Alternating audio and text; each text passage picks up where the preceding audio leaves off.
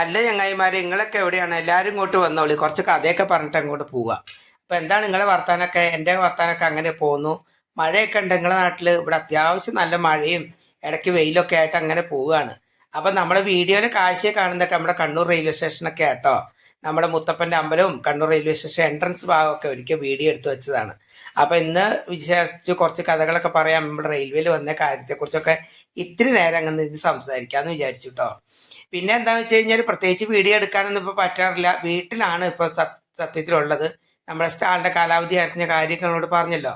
വീട്ടിൽ സ്വസ്ഥം ഗൃഹഭരണമായിട്ട് അങ്ങനെ ഇരിക്കുക കേട്ടോ. അപ്പോൾ കണ്ണൂർ റെയിൽവേ സ്റ്റേഷനിൽ വന്നിട്ട് ഇപ്പോൾ ഏകദേശം മൊത്തത്തിൽ നോക്കണേ 8-10 വർഷമായി. എനിക്ക് എന്തോ ഭയങ്കര ഇഷ്ടപ്പെട്ട ഒരു റെയിൽവേ സ്റ്റേഷനായി മാറിയിട്ടോ നമ്മളെ കണ്ണൂർ റെയിൽവേ സ്റ്റേഷൻ. നമുക്കൊരിടത്ത് ജോലി ചെയ്തുകൊണ്ടിരിക്കുമ്പം നമ്മൾ കുറച്ച് കാലം കൊണ്ട് അവിടുത്തെ പല ആൾക്കാരുമായിട്ടും നമ്മുടെ ചുറ്റിലുള്ള ആൾക്കാരുമായിട്ട് ഒരു പരിചയമാവും. അപ്പോൾ ആ പരിചയത്തിന് പുറത്ത് തന്നെ നമുക്കൊരു നല്ല സൗഹൃദവും നല്ല ഒരു ഇത് കിട്ടുകയും ചെയ്യും. അപ്പോൾ അതുകൊണ്ട് തന്നെ നമുക്ക് ആ ഒരു ഏരിയ ഒന്ന് ഇഷ്ടപ്പെട്ട് വരും. പക്ഷെ ഇഷ്ടപ്പെട്ടൊക്കെ വരുമ്പോഴായിരിക്കും ചിലപ്പോൾ നമ്മുടെ ഈ റെയിൽവേയുടെ ഒക്കെ പരിപാടി എന്ന് വെച്ചാൽ ഒരു കുറച്ച് കാലം ജോലി ചെയ്ത് കഴിയുമ്പോഴായിരിക്കും ഇങ്ങനത്തെ ഓരോ പോപ്പ് വരുന്നത്. എന്താ, നമ്മുടെ ടെൻഡർ 5 വർഷത്തേക്കൊക്കെ ഉള്ളൂ ഇപ്പോൾ ഒരു ടെൻഡർ എന്നൊക്കെ പറഞ്ഞു കഴിഞ്ഞാൽ കേട്ടോ. 5 വർഷം ടെൻഡർ കഴിഞ്ഞ് കഴിഞ്ഞാൽ പിന്നെ സ്റ്റാള് പിന്നെ അടുത്ത ടെൻഡറിലോട്ട് പോകും. അപ്പോൾ വേറെ ഏതെങ്കിലും ടീം എടുക്കും. അപ്പോൾ നമ്മൾ ചിലപ്പോൾ അവിടുത്തെ പണി പോകും. പിന്നെ നമ്മൾ വേറെ ഏതെങ്കിലും സ്റ്റാളിലോട്ട് പോകും. അങ്ങനെയൊക്കെ തന്നെയാണ്. എങ്ങനെയൊക്കെയോ കറങ്ങി തിരിഞ്ഞ് 10-23 വർഷമായി മക്കളെ ഈ റെയിൽവേ സ്റ്റേഷനിൽ ഇരുന്ന് കുടുങ്ങി തുടങ്ങിയിട്ട്. ആദ്യം ഞാൻ പോയത് നമ്മുടെ സ്വന്തം നാടായ ഗഡികളുടെ നാടായ നമ്മുടെ തൃശ്ശൂരായിരുന്നു കേട്ടോ. തൃശ്ശൂർ എന്നപ്പോൾ ഒന്നൊന്നര അടിപൊളിയായിരുന്നു. കാരണം വെച്ച് കഴിഞ്ഞാൽ അവിടുത്തെ ഒരു പ്രത്യേകത ഒരു സ്ഥലവും അവിടുത്തെ ആൾക്കാരുടെ സമീപനവും അവരുടെ സംസാര രീതിയും അവിടുത്തെ വടക്കനാഥ ക്ഷേത്രവും ക്ഷേത്ര പരിസരം എന്താ പറയുക തേക്കിൻകാട് മൈതാനവും തൃശ്ശൂർ പൂരവും ഒക്കെ ഒരു വേറിട്ട ലെവൽ തന്നെയായിരുന്നു. എനിക്ക് ഏറ്റവും ഇഷ്ടപ്പെട്ട നാടായി മാറിയിട്ടായിരുന്നു ഇവിടെ തൃശ്ശൂർ. അങ്ങനെ തൃശ്ശൂർ കുറേ കാലം തന്നെ ജോലി ചെയ്തു. അകത്തും റെയിൽവേ സ്റ്റേഷൻ ഉള്ളിലായിട്ടും റെയിൽവേ സ്റ്റേഷൻ പുറത്ത് ആണെങ്കിലും കുറേ ജോലി ചെയ്തു. അവിടെ നിന്ന് ഒരുപാട് സമ്പാദ്യമൊന്നും കിട്ടിയില്ലെങ്കിലും ഒരുപാട് സുഹൃത്തുക്കളുടെ സമ്പാദ്യം എനിക്ക് കിട്ടി കേട്ടോ.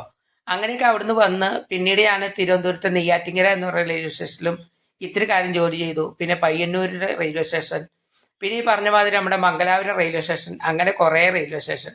ട്രെയിൻ ഓടുന്നിടത്തെല്ലാം നമ്മുടെ ഒരു സാമീപ്യം ഉണ്ടായിരുന്നു. കേരളത്തിലെ മിക്ക റെയിൽവേ സ്റ്റേഷനും എനിക്ക് അങ്ങനെ സുപരിചിതമായി മാറിയിട്ടോ. പിന്നീട് നമ്മുടെ സ്വന്തം നാടായ കണ്ണൂരിലേക്ക് തന്നെയായി പിന്നെ നമ്മൾ ചേക്കേറിയത്. 2010 എൻ്റെ വിവാഹം. അതിനുശേഷം കണ്ണൂർ റെയിൽവേ സ്റ്റേഷൻ തന്നെയായി പോയി എൻ്റെ ഒരു ജീവിതം എന്ന് പറഞ്ഞു കഴിഞ്ഞാൽ. നീളമുള്ള പ്ലാറ്റ്ഫോമിൽ നീലവണ്ടികൾ ഓടുന്ന ഈ പ്ലാറ്റ്ഫോമിൽ ഇരുന്ന് ജോലി ചെയ്യുമ്പം എന്താ ഏറ്റവും പ്രത്യേകത എന്ന് ചോദിച്ചു കഴിഞ്ഞാൽ, നമുക്ക് മണിക്കൂറുകൾക്കുള്ളിൽ ആയിരക്കണക്കിന് യാത്രക്കാരെയാണ് നമ്മൾ കണ്ടുകൊണ്ടിരിക്കുന്നത്. പല ജാതിക്കാർ, പല ദേശക്കാർ, പല ഭാഷക്കാർ, മന്ത്രിമാർ, സിനിമാ നടന്മാർ, നടിമാർ, നമ്മൾ കാണാൻ ആഗ്രഹിച്ച ചില മുഖങ്ങൾ, അതെല്ലാം നമ്മുടെ മുമ്പിലേക്ക് തന്നെ എത്തിപ്പെടുമ്പോൾ കിട്ടുന്ന സന്തോഷമൊക്കെ ഉണ്ടല്ലോ, ഭയങ്കര വലുതാണ്. എനിക്ക് തോന്നുന്നു നമ്മളെ സിനിമാ നടന്മാരെ നടിമാരെ കാണുന്നൊക്കെ കുട്ടിക്കാലത്ത് ആഗ്രഹിച്ചിട്ടുണ്ട്. ഇവരെല്ലാം ഞാൻ കണ്ടിട്ടുള്ളത് നമ്മുടെ റെയിൽവേ സ്റ്റേഷനിൽ വെച്ചിട്ടാട്ടോ. മിക്കവരും ചിലപ്പോൾ നമ്മുടെ മുമ്പിൽ ഓടിയുണ്ട് എന്തെങ്കിലും സാധനം ചോദിക്കുമ്പോഴായിരിക്കും ഇത് ഇന്ന നടനല്ലേ, അല്ലെ ഇന്ന നടിയല്ലേ, ഇന്ന മന്ത്രിയല്ലേ എന്നൊക്കെ വിചാരിക്കുന്നത്. ചിലപ്പോഴൊക്കെ അവർ പരിചയപ്പെടാനും പറ്റാറുണ്ട്. അങ്ങനെ പരിചയപ്പെട്ടാണ് നമ്മുടെ ശ്രീനിവാസൻ സാറ്, അതുപോലെ തന്നെ നമ്മുടെ അശോകൻ, സിനിമാ നടൻ അശോകൻ എന്ന് പറയുന്ന കുറേ ആൾക്കാരെ, ഇന്നസെൻറ്റ്, അങ്ങനെ വേണ്ട ഒരുപാട് നടന്മാരെ ഞാൻ നമ്മുടെ റെയിൽവേ സ്റ്റേഷനിൽ വെച്ച് നേരിട്ട് കണ്ടിട്ടുണ്ട്. കാവ്യ മാധവൻ, ദിലീപ്, അങ്ങനെ ഒത്തിരി ആൾക്കാർ. നമുക്ക് അവരൊക്കെ ഇഷ്ടമല്ല, കാരണം അവരെ അഭിനയം കണ്ട് നമുക്ക് ഇഷ്ടപ്പെട്ട ആൾക്കാരാണല്ലോ അവരൊക്കെ. അപ്പോൾ അവരൊക്കെ കാണാൻ പറ്റിയതും ഈ ഒരു റെയിൽവേ സ്റ്റേഷൻ വന്നതിന് ശേഷം കേട്ടോ. പിന്നെ എന്താണെന്ന് വെച്ച് കഴിഞ്ഞാൽ, റെയിൽവേയിൽ എന്ന് വെച്ച് കഴിഞ്ഞാൽ ഒരു ബുദ്ധിമുട്ട് നമുക്ക് എപ്പോഴും ഉള്ളത്, നമ്മൾ എന്നും എന്തോ ഒരു ഭയപ്പാടിലാണ് ജോലി ചെയ്യുന്നത്. എന്തൊക്കെയോ അധികാരങ്ങൾ എന്ന് പറഞ്ഞിട്ട് ഒരുപാട് അധികാരികളുടെ ഒരു മേൽനോട്ടത്തിലായിരിക്കും നമ്മുടെ കാറ്ററിംഗ് സ്റ്റാളുകളൊക്കെ ഉള്ളത്. എനിക്ക് തോന്നുന്നു നമ്മൾ 10ാം ക്ലാസ്സിൽ നമ്മൾ സ്കൂളിൽ പഠിക്കുമ്പോൾ ചില മാഷുമാരെ കാണുമ്പോൾ ഭയങ്കര പേടിയാണ്. അവർ ക്ലാസ്സിലേക്ക് വരുമ്പോൾ നമ്മളറിയാതെ ഒരു പേടിച്ചിട്ടായിരിക്കും ഒരു പീരീഡ് മൊത്തം നമ്മളിരിക്കുന്നത് എന്ന് പറഞ്ഞ പോലെ തന്നെ കേട്ടോ. ഞങ്ങളുടെ റെയിൽവേ സ്റ്റേഷനിൽ ഞങ്ങൾ സ്റ്റാൾ ജോലിക്കാർക്ക് ഞങ്ങൾക്ക് ഓഫീസർമാർ വരുന്നു എന്ന് പറയുമ്പോഴത്തേക്കും എല്ലാവരും ഒരു ഭീതിയുടെ നിഴലിലായിരിക്കും ഉണ്ടാവുക. എന്താണെന്ന് എനിക്കറിയില്ല, അത് ഇപ്പോഴും ഉണ്ട്. ഈ ഒരു കാലഘട്ടത്തിൽ 2023 കാലഘട്ടത്തിലും ഇപ്പോഴും ഉണ്ട്. നമ്മുടെ ഓഫീസർമാർ, DCM, DRM പോലത്തെ സാർമാർ വരുന്നിട്ട് പറയുമ്പം പേടിപ്പിച്ച് നിർത്തുകയാണ് എല്ലാവരെയും. ഇപ്പോഴും എനിക്കും ഉണ്ട് ആ ഒരു പേടി കേട്ടോ. ഞങ്ങൾ ആ സമയത്തൊക്കെ ഞങ്ങൾ എല്ലാ ഭാഗം എപ്പോഴും വൃത്തിയുള്ള സ്റ്റാളാണെങ്കിൽ പിന്നെ ഒന്നും കൂടി കെയറിങ് ചെയ്തിട്ടുണ്ടാവും. അങ്ങനെയാണ് നമ്മുടെ ഈ ഒരു ജീവിതം എന്ന് പറയുന്നത്. അപ്പോൾ എന്താ വെച്ച് കഴിഞ്ഞാലേ ഇങ്ങനെയൊക്കെയാണ് നമ്മുടെ ഒരു പരിപാടി. അങ്ങനെ കണ്ണൂർ റെയിൽവേ സ്റ്റേഷനിലെ കാറ്ററിംഗ് ജീവിതം ഏകദേശം 6 വർഷത്തിന് ശേഷം ഞങ്ങൾ പടിയിറങ്ങുകയാണ്. അതിൻ്റെ വിശേഷമായിട്ട് പറഞ്ഞു വന്നതാണ്. പറഞ്ഞു പറഞ്ഞ കഥകൾ അങ്ങോട്ട് മാറിപ്പോയി.